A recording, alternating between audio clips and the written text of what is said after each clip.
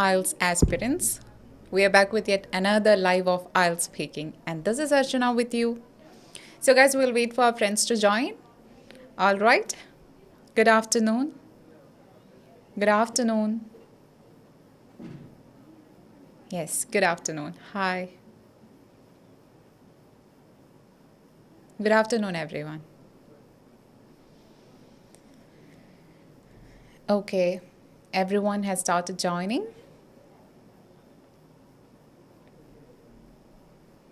All right, guys, so let's commence our class today. So, I hope all of you are preparing well for your IELTS test and doing good with all criteria of our test like pronunciation, vocabulary, grammar, isn't it? Fluency. And I hope you're doing good and fluent when you speak, reaching the proficiency level day by day, isn't it? Yeah, that's good. Keep the spirit. All right. Very good. Okay, guys. So in the last class, we had discussed about what do you remember? Yeah, very good. Syllables. Okay. So in today's class, it is very clear from this slide itself, you can see we are going to discuss about the types of questions. Guys, we know there are different kinds of questions as we had studied in grammar classes and all, but this is something different. Like I'm gonna discuss about the types of questions in our daily life conversations. Okay, so which can be asked in different situations in our life, in our daily life. Let's understand about the types of questions. And before that, I want to make it clear what is the purpose of discussing the types of questions in IELTS class. Do you know about that? It is because during IELTS speaking test, the interviewer will be asking a lot of questions to us, isn't it? But what is the purpose of answering a question without knowing the actual intention of that being asked? So we should know what is the purpose. What is the intention of that being asked? Mainly, they want to know about our opinions, our viewpoints, our perspectives. We have to reflect upon the questions being asked, isn't it? So without knowing the actual question being asked and the actual purpose of that being asked, we can't answer it properly and we'll be deviating from the question. Isn't it? Am I right? Yeah, this happens. See, it can be observed even during the mock sessions we are conducting here when we are asking a question. Students deviate from certain questions in giving the correct or apt answers because they don't know what should be answered and they don't know the intention of that being asked. Especially, there are instances where we have to give our critical thinking, we have to make use of our creative and critical thinking. At the same time, we have to give our viewpoints on certain topics and our own issues or our own things they are being asked. So that is why I decided to explain to you about the types of questions. And it is not necessary that all these types of questions will be asked in an IELTS test, but for your understanding, I have included everything. All right. So let's start. Okay then. So guys, look at the first question I'm gonna discuss is intimidating questions. So what is it? Intimidating questions. So this, what do you mean by intimidating and where do we get the name from? From the word intimidate. Intimidating questions. Intimidating എന്ന് പറഞ്ഞാൽ intimidate എന്നുള്ള വേർഡിൽ നിന്ന് വന്നതാണ്. അപ്പോൾ intimidating questions-ൻ്റെ ഒരു പ്രത്യേകത എന്താണെന്ന് വെച്ചാൽ നമ്മൾ ഒരാളെ ചിലപ്പോൾ പേടിപ്പിക്കും അല്ലെങ്കിൽ ഒരാളെ ഫ്രൈറ്റൻ ചെയ്യുന്ന ഒരു ത്രെറ്റ് ഒക്കെ തോന്നിപ്പിക്കുന്ന രീതിയിൽ ചോദിക്കാൻ സാധ്യതയുള്ള ക്വസ്റ്റ്യനാണ് ഇൻറ്റിമിഡേറ്റിംഗ് ക്വസ്റ്റ്യൻ എന്ന് പറയുന്നത്. We are intimidating someone. Okay, അപ്പോൾ അത് കേട്ട് കഴിയുമ്പോൾ ആൾക്കാർക്ക് എന്ത് വരാം? ഒരു പേടി തോന്നാം. അപ്പോൾ വളരെ ഫ്രണ്ട്ലി ആയിട്ടോ അല്ലെങ്കിൽ എന്തെങ്കിലും വളരെ ഒരു കുശലാന്വേഷണം നമ്മൾ നടത്തുന്ന രീതിയിലൊന്നും ചോദിക്കുന്നതല്ല ഇൻറ്റിമിഡേറ്റിംഗ് ക്വസ്റ്റ്യൻ എന്ന് പറയുന്നത്. ഓക്കെ, അപ്പോൾ അത് ഒരാളെ ചലഞ്ച് ചെയ്യുന്ന രീതിയിലായിരിക്കും ചോദിക്കുന്നത്. പീപ്പിളിനെ മോട്ടിവേറ്റ് ചെയ്യുകയാണോ അത് ചെയ്യുന്നത്? No, it can demotivate people.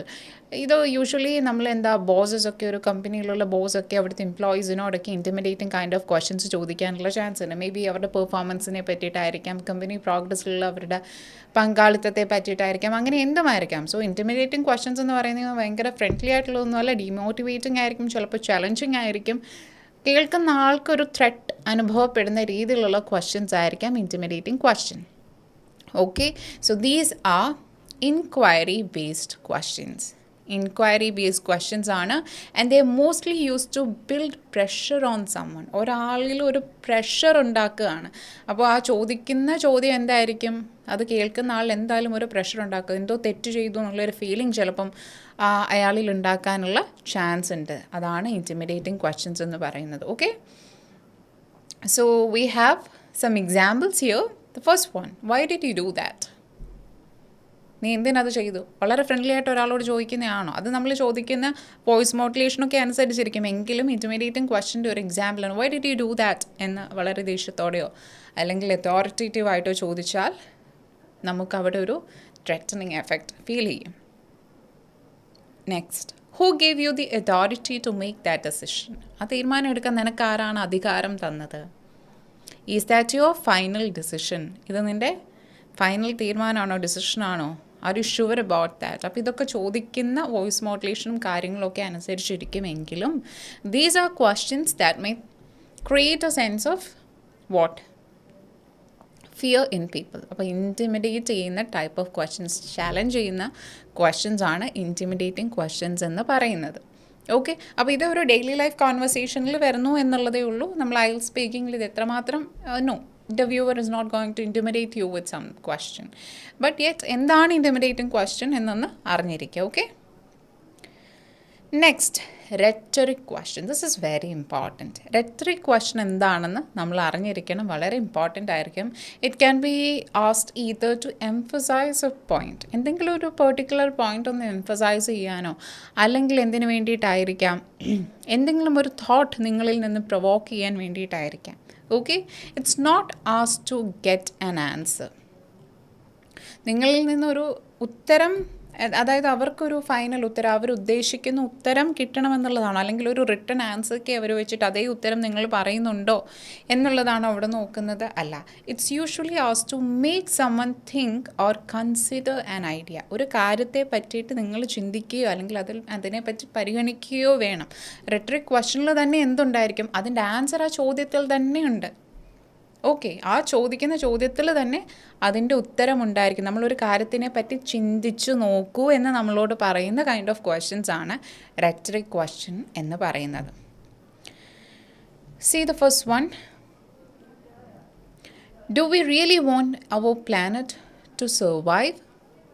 ശരിക്കും നിങ്ങൾക്ക് നമ്മുടെ പ്ലാനറ്റ് ഇവിടെ നിലനിൽക്കണമെന്നുണ്ടോ എന്ന് ചോദിക്കുമ്പോൾ നമ്മൾ ആരെങ്കിലും ഇല്ലെന്ന് പറയുമോ? ഇല്ല, ആ ചോദ്യത്തിൽ നിന്ന് തന്നെ ആൻസർ വ്യക്തമല്ലേ, അതിൽ തന്നെയുണ്ട് ചോദ്യം. എന്ന് വെച്ചാൽ നമ്മൾ പ്ലാനറ്റിനെ പ്രോപ്പറായിട്ട് നോക്കുന്നില്ല, അല്ലെങ്കിൽ നമ്മളുടെ മോൾ പ്രാക്ടീസസോ അല്ലെങ്കിൽ നമ്മൾ ഇൽട്രീറ്റ് ചെയ്യുന്നത് കൊണ്ടോ നമ്മുടെ പ്ലാനറ്റ് എന്തായിക്കൊണ്ടിരിക്കുക, മോശമായിക്കൊണ്ടിരിക്കുകയാണ്. അപ്പം പ്ലാനറ്റ് ഇവിടെ തന്നെ വേണമെന്ന് ഉണ്ടോ നിങ്ങൾക്കെന്ന് ചോദിക്കുമ്പോൾ, അല്ലെങ്കിൽ നമുക്ക് ചോദിക്കുമ്പോൾ എന്താണ്, അതിൽ തന്നെ ആൻസർ ക്ലിയർ ആണ്.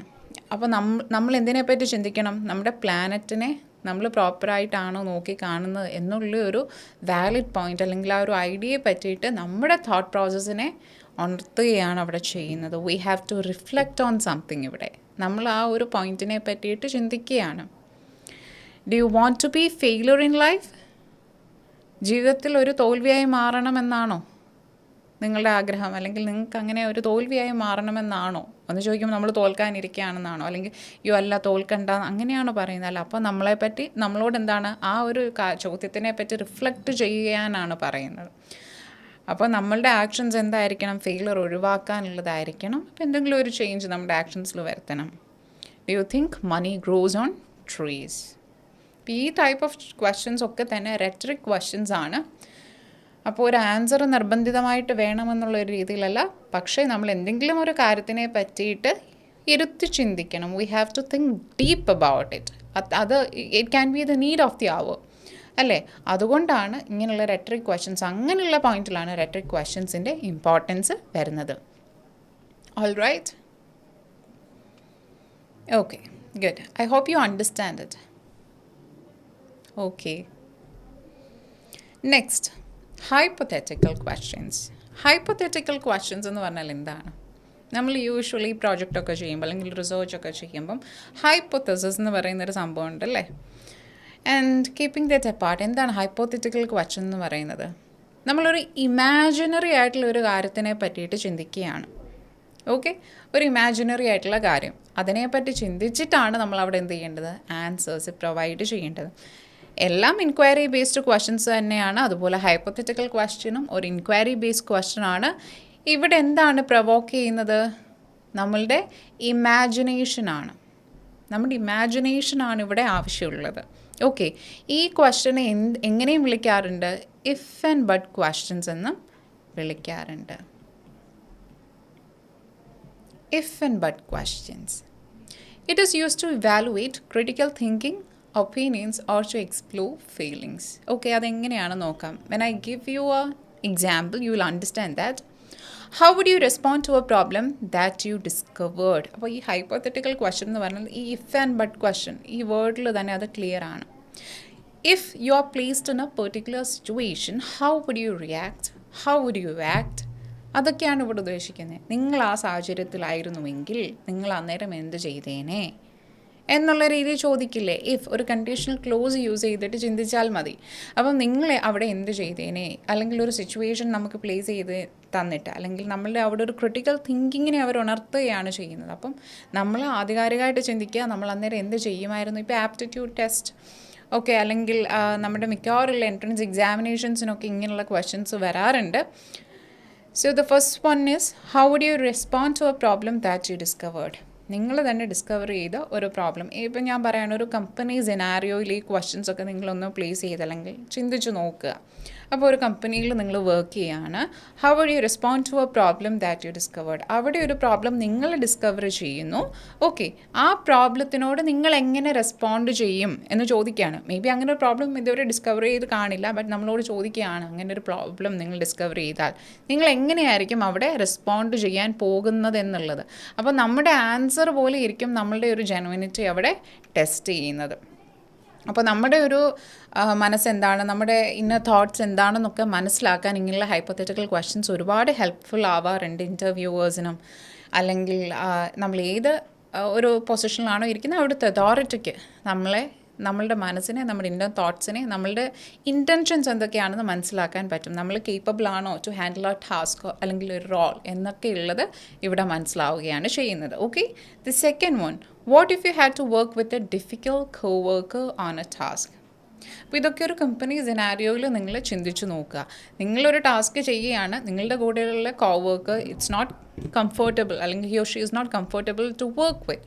അപ്പോൾ അങ്ങനെയുള്ളൊരു സിറ്റുവേഷനിൽ നിങ്ങൾ എങ്ങനെയായിരിക്കും വർക്ക് ചെയ്യുന്നത്, അല്ലെങ്കിൽ ആ ഒരു വ്യക്തിയുമായിട്ട് നിങ്ങൾ എങ്ങനെ ഒത്തുപോകുമെന്നൊക്കെയുള്ള രീതിയിലുള്ള ക്വസ്റ്റ്യൻ. അപ്പോൾ അതുവരെ അങ്ങനെ ഒരു ക്വസ്റ്റ്യനെ പറ്റി നമ്മൾ ചിന്തിച്ചുകൂടി കാണത്തില്ല.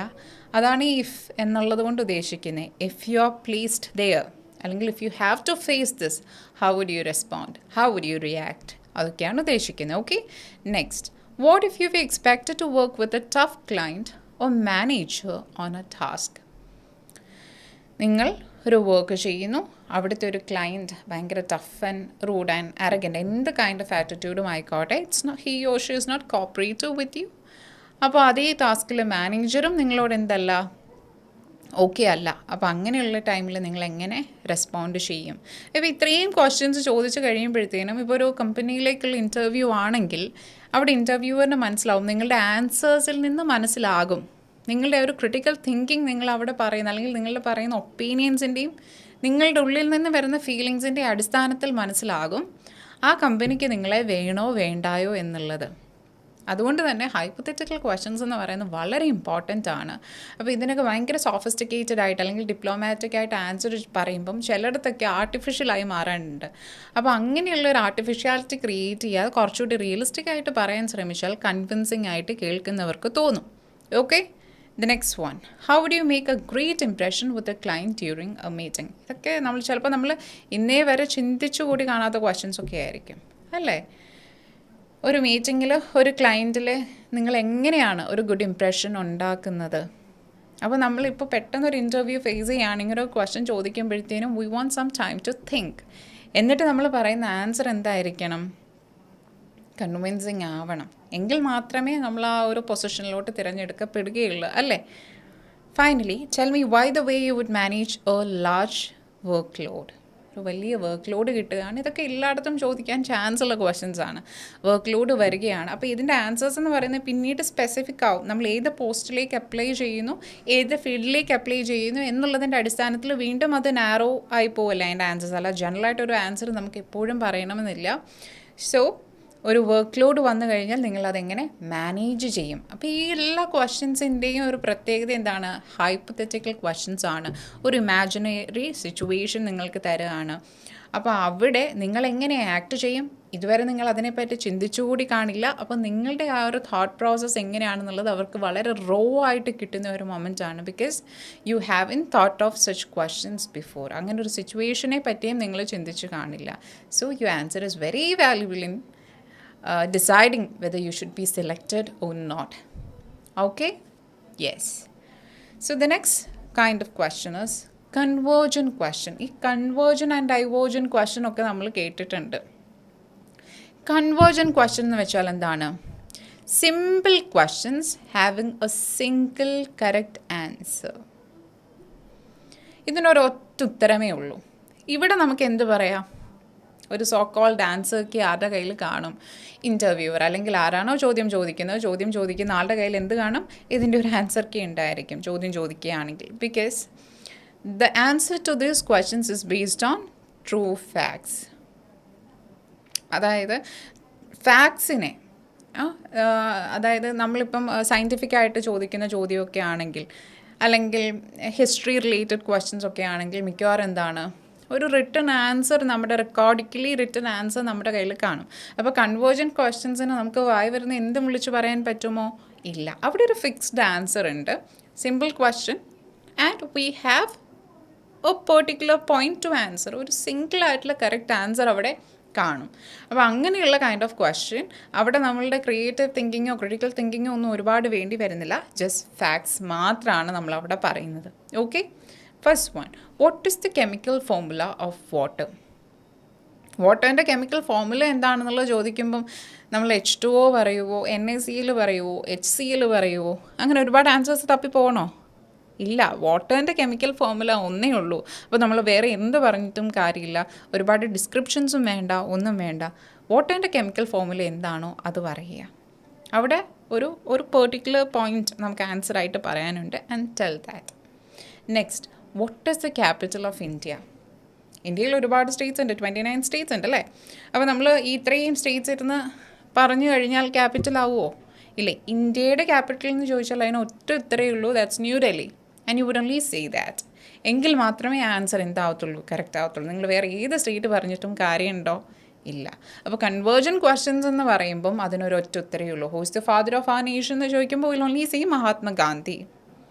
കാരണം അതൊക്കെ ഒരു ഫിക്സ്ഡ് ആൻസറാണ്, ഫാക്ട്സ് റിലേറ്റഡ് ആണ്. അപ്പം അങ്ങനെയുള്ള ക്വസ്റ്റ്യൻസ് ആണ് കൺവേർജൻറ്റ് ക്വസ്റ്റ്യൻസ് എന്ന് പറയുന്നത്. ഓക്കെ, ക്ലിയർ ആവുന്നുണ്ടല്ലോ അല്ലേ? Okay. Next we have divergent questions. Divergent questions എന്ന് പറഞ്ഞാൽ എന്താ? കൺവേർജൻറ്റ് ക്വസ്റ്റ്യൻ്റെ ഓപ്പോസിറ്റ് ആണ്.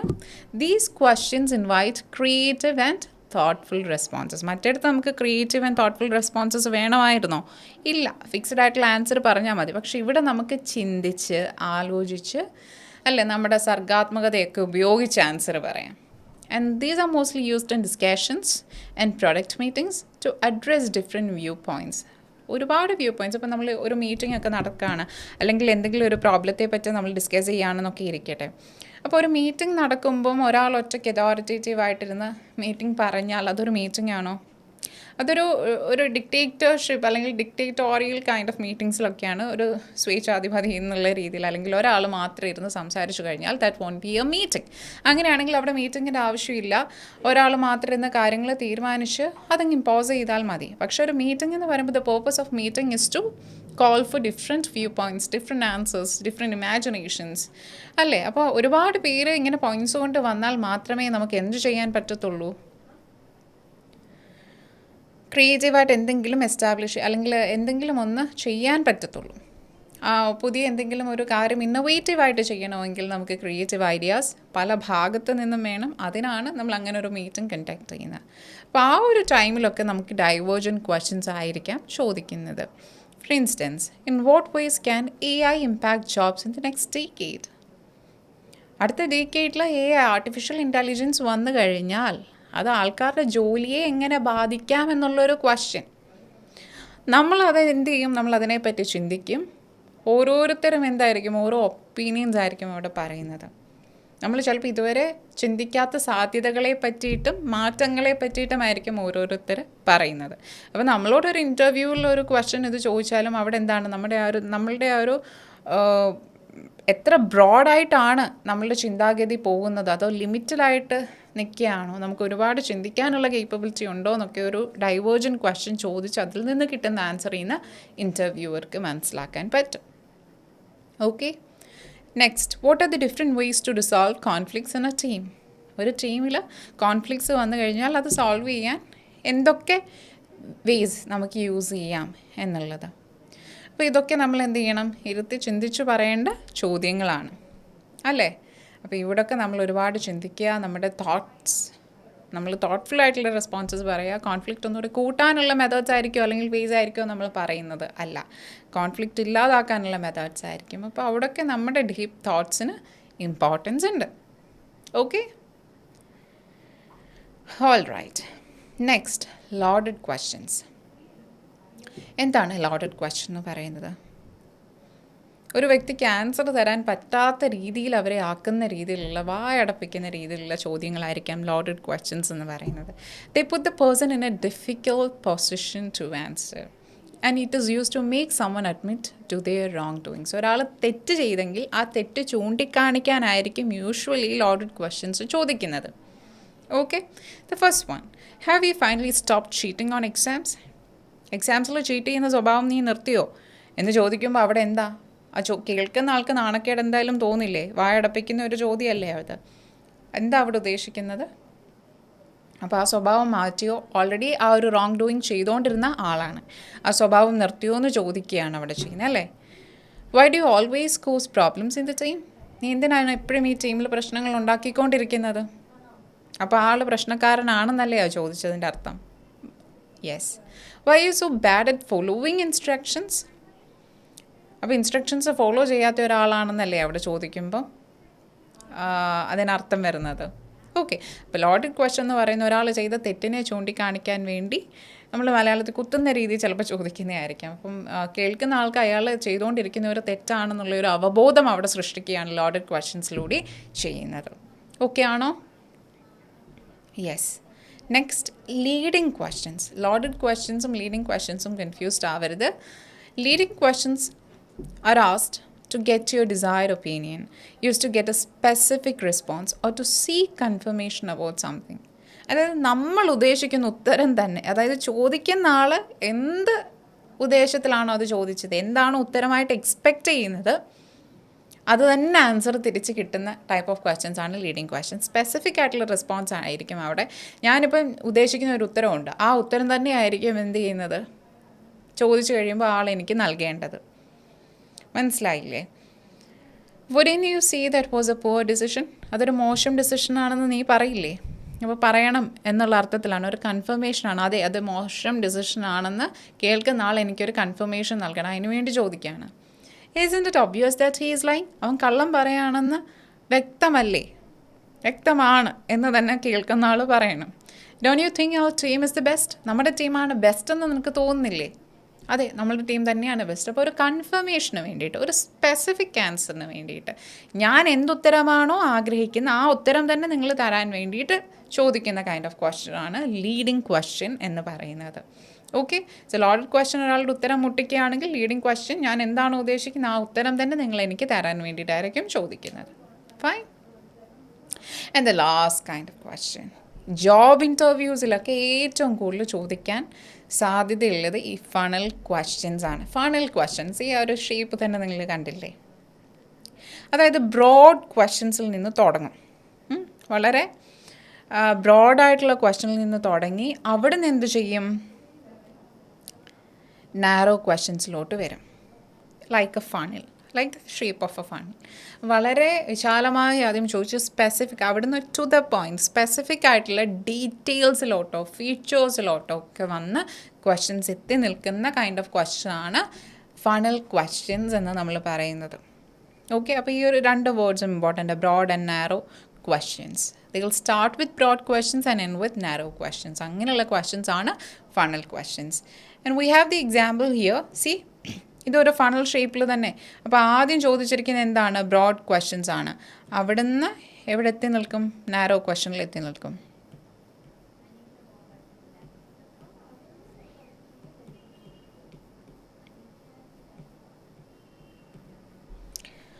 How do you feel about the new product we launched? അതൊരു ബ്രോഡ് ക്വസ്റ്റ്യൻ ആണ്. നമ്മൾ ലോഞ്ച് ചെയ്ത പ്രൊഡക്റ്റിനെ പറ്റി നിൻ്റെ അഭിപ്രായം എന്താണെന്ന് ചോദിക്കുകയാണ്. ഓക്കെ, അതൊരു ബ്രോഡ് ക്വസ്റ്റ്യൻ ആയിരുന്നു. And what features of the product do you find most useful? പിന്നെ എന്ത് ചെയ്യാണ്? അതിൻ്റെ ഫീച്ചേഴ്സിനെ പറ്റിയിട്ട് ഇവിടെ ചോദിക്കുകയാണ്. ആദ്യം ഒരു ഒപ്പീനിയൻ ആയിരുന്നു അത് ലോഞ്ച് ചെയ്തതിനെ പറ്റി, പിന്നെ അതിൻ്റെ ഫീച്ചേഴ്സിനെ പറ്റിയിട്ട് ചോദിക്കുന്നു. Next, how often does the battery need recharging? ഓരോ ഡീറ്റെയിൽസും പിന്നെ എന്ത് ചെയ്യാണ്? എടുത്ത് ചോദിക്കുകയാണ്. And finally, how would you rate the product experience on a scale of 1 to 10? ഇപ്പോൾ നിങ്ങളോട് പിന്നെ അതെന്ത് ചെയ്യാൻ പറയുകയാണ്? റേറ്റ് ചെയ്യാൻ പറയുകയാണ് ആ പ്രോഡക്റ്റിനെ പറ്റി. ആദ്യം ഒരു ഒപ്പീനിയൻ ചോദിക്കുകയാണ്, എങ്ങനെയായിരുന്നു, ലൈക്ക് നിങ്ങൾക്ക് എന്താണ് തോന്നുന്നത് നമ്മുടെ ഈ ഒരു പ്രോഡക്റ്റ് ലോഞ്ചിനെ പറ്റി, പിന്നെ ഓരോ ഫീച്ചേഴ്സിനെ പറ്റി, പിന്നെ അതിൻ്റെ ഡീറ്റെയിൽസിനെ പറ്റി ചോദിക്കുന്നു. പിന്നെ നിങ്ങളോട് എന്ത് ചെയ്യാൻ പറയുകയാണ്? അതിനെ റേറ്റ് ചെയ്യാൻ പറയുകയാണ് on a scale of 1 to 10. അപ്പം വളരെ നാരോ ആയിട്ടുള്ള രീതിയിൽ, ബ്രോഡ് പെർസ്പെക്റ്റീവിൽ നിന്ന് ക്വസ്റ്റ്യൻ വന്ന് നാരോ ആയിട്ടുള്ള രീതിയിൽ എത്തി നിൽക്കുമ്പോൾ will call it funnel questions. ഇത് ഇൻ്റർവ്യൂവിലൊക്കെ നിങ്ങളെ ചിലപ്പം ആദ്യം ഇൻട്രൊഡ്യൂസ് ചെയ്യാൻ പറയുമായിരിക്കും, അല്ലേ, നിങ്ങളെ തന്നെ പറ്റി പറയാൻ പറയുമായിരിക്കും. അങ്ങനെ ഒരു ബ്രോഡ് പെർസ്പെക്റ്റീവിൽ നിന്ന് പിന്നെ ആയിരിക്കും അവർ കമ്പനിയെ റിലേറ്റഡും നിങ്ങൾ റിലേറ്റഡ് ആയിട്ടുള്ള സ്പെസിഫിക് ക്വസ്റ്റ്യൻസിലോട്ട് എത്തിച്ചേരുന്നതുമൊക്കെ. Isn't it? സോ ഇങ്ങനെയുള്ള ക്വസ്റ്റ്യനാണ് ഫണൽ ക്വസ്റ്റ്യൻ. All right. അപ്പോൾ different kinds of questions, different types of questions ഏതൊക്കെയാണെന്ന് നിങ്ങൾക്ക് മനസ്സിലായില്ലേ? Can I get responses in the chat box? Okay, good. Yes. So let's go through the questions once again. We have 8 questions in total here. The first one was intimidating questions, and this is used to challenge someone, and it will create a kind of fear in the mind of the person who is going to answer the question. A threatening effect അവിടെ ഉണ്ടാക്കുന്നുണ്ട്. Rhetoric question എന്ന് പറയുമ്പോൾ അവിടെ ഒരു കാര്യത്തിനെ പറ്റി നമ്മൾ ആധികാരികമായിട്ട് ചിന്തിക്കാൻ വേണ്ടി we have to reflect on a particular idea or a question being asked. That is rhetoric question. Hypothetical question എന്ന് പറഞ്ഞു കഴിഞ്ഞാൽ എന്താണ്? അവിടെ ഒരു ഇമാജിനറി കാര്യം നമ്മളോട് ചോദിക്കുകയാണ്. അവിടെ നമ്മൾ എങ്ങനെ ആക്ട് ചെയ്യും, എങ്ങനെ റെസ്പോണ്ട് ചെയ്യും, നമ്മുടെ ഫീലിങ്സ് എന്താണെന്നുള്ള രീതിയിൽ. If you are in that particular situation, how would you react എന്നുള്ള രീതിയിൽ. അതാണ് ഹൈപ്പത്തറ്റിക്കൽ ക്വസ്റ്റ്യൻ എന്ന് പറയുന്നത്. കൺവേർജൻറ്റ് ക്വസ്റ്റ്യൻ എന്ന് പറയുമ്പം there is already an answer key. Facts based question ആയിരിക്കും. നിങ്ങളൊരു സ്പെസിഫിക് ആൻസർ അവിടെ പ്രൊവൈഡ് ചെയ്യണം. Right and wrong answers of course അവിടെ വരും. അങ്ങനെ സബ്ജക്റ്റീവായിട്ടുള്ള ഉത്തരവൊന്നും അല്ല, ഒബ്ജക്റ്റീവ് കൈൻഡ് ഓഫ് ആൻസേഴ്സ് ആയിരിക്കും കൺവേർജൻറ്റ് ക്വസ്റ്റ്യൻസ് എന്ന് പറയുന്നത്. ഡൈവേർജൻ്റ് എന്ന് പറയുന്ന സബ്ജക്റ്റീവ് ആൻസേഴ്സ് ആണ്. നമ്മളുടെ ക്രിയേറ്റീവ് ആൻഡ് ക്രിട്ടിക്കൽ തിങ്കിങ്ങിന് അവിടെ ഇമ്പോർട്ടൻസ് ഉണ്ട്. We can give thoughtful responses in divergent question. Loaded question എന്ന് പറയുമ്പോൾ ഒരാളുടെ ഉത്തരം മുട്ടിക്കുന്ന രീതിയിലുള്ള ക്വസ്റ്റ്യൻ ആയിരിക്കും. ഒരാളുടെ റോങ് ഡൂയിങ്സിനെ ക്വസ്റ്റ്യൻ ചെയ്യുന്ന കൈൻഡ് ഓഫ് ക്വസ്റ്റ്യൻ ആണ് ലോഡഡ് ക്വസ്റ്റ്യൻ. ലീഡിങ് ക്വസ്റ്റ്യൻ എന്ന് പറയുമ്പോൾ ഒരാളോട് നമ്മൾ പറയുന്ന ഒരു കാര്യം ശരിയല്ലേ എന്നൊരു കൺഫർമേഷന് വേണ്ടിയിട്ട് അല്ലെങ്കിൽ ഒരു സ്പെസിഫിക് ആൻസറിന് വേണ്ടിയിട്ട് ചോദിക്കുന്നതായിരിക്കും ലീഡിങ് ക്വസ്റ്റ്യൻ. ഫണൽ ക്വസ്റ്റ്യൻ എന്താണ്? വളരെ ബ്രോഡ് പെർസ്പെക്റ്റീവിൽ നിന്ന് ക്വസ്റ്റ്യൻ ചോദിച്ച് നാരോവറായിട്ട് സ്പെസിഫിക് ആയിട്ടുള്ള ഡീറ്റെയിൽസിലോട്ട് എത്തിച്ചേരുന്നു. ഇത് യൂഷ്വലി ജോബ് ഇൻ്റർവ്യൂസിലൊക്കെ ഉണ്ടാവുന്ന കൈൻഡ് ഓഫ് ക്വസ്റ്റ്യൻ ആണ് ഫണൽ ക്വസ്റ്റ്യൻ എന്ന് പറയുന്നത്. All right. സോ ഇത്രയും ക്വസ്റ്റ്യൻസ്, ടൈപ്സ് ഓഫ് ക്വസ്റ്റ്യൻസ് എന്തൊക്കെയാണെന്ന് ക്ലിയർ അല്ലേ? Okay. So, shall we wind up today's class then? Thank you. Yes. Okay, thank you guys. We'll meet in the next live. Thank you so much. This is Archana signing out from Tiju's Academy.